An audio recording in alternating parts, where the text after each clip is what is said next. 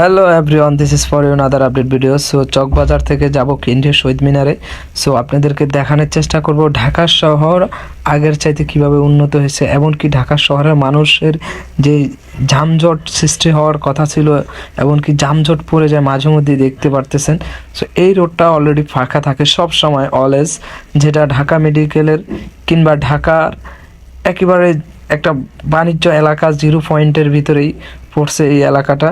So এখানে আসলে আসলে বোঝা যায় যে ঢাকা শহর জ্যামের যে শহরটা, সেই শহরটা নিস্তব্ধ থাকে। এমনকি এই শহরে মোটামুটিভাবে এখানে নিঃশ্বাস ফেলানো যায়, কারণ এখানে গাছপালা, মানুষ, অসংখ্য মানুষ এখানে বলতে হচ্ছে।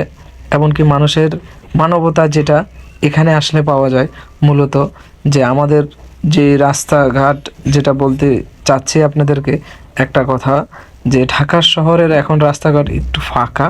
সে ফাঁকার কারণ হলো দেশে মোটামুটিভাবে এখন নিঃশ্বাস স্বস্তি সবই ফলানো যাচ্ছে। আর কেন্দ্রীয় শহীদ মিনারের কথা কি বলবো, কেন্দ্রীয় শহীদ মিনারে তো আসলে কোনো দিবস টিবস লাগে না, অল টাইম অলওয়েজ মানুষ থাকে এখানে। এমনকি পরিবেশের অবস্থা কি বলবো, এখানে আসলে পরিবেশ আগের চাইতে মোটামুটি অনেক ভালো, অনেক কিছুই ভালো। সো ঘুরলাম গাড়লাম, ঢাকা শহরে নতুন আসলাম, সেই অনুযায়ী একটা ভিডিও তো আপনাদেরকে দিতেই হচ্ছে।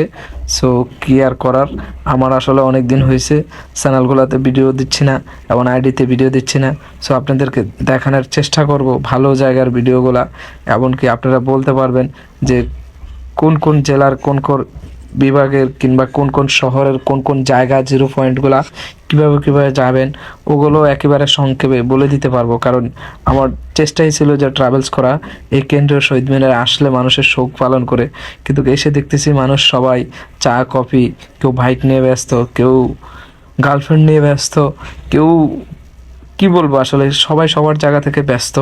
সো আমি একমাত্র ফ্রি মানুষ, এখানে আইসা বক্কচক্করভাবে ভিডিও বানাইলাম। মোটামুটি সবাই আমার দিকে একটু তাকিয়ে থাকলো, কারণ আমি স্ট্যান্ডটা বাইর করে ভিডিও বানাইলাম।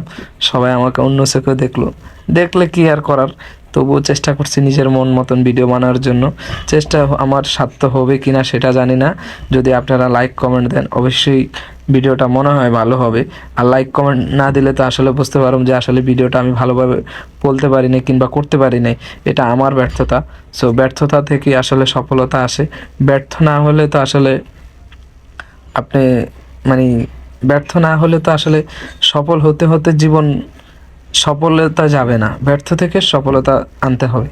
সো সেই জায়গা থেকে কি আর করার, কোনো রকমভাবে একটা ভিডিও বানিয়ে ফেললাম। সো চেষ্টা